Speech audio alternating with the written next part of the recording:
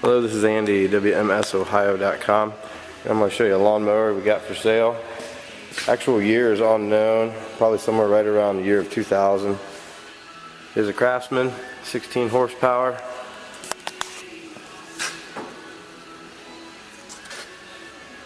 Briggs & Stratton, turbo cool. Mower runs good, mows good. This is a 6-speed, forward gears. All the tires hold air.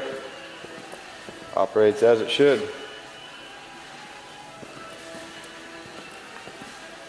Feel free to give us a call or shoot us an email if you have any questions on it.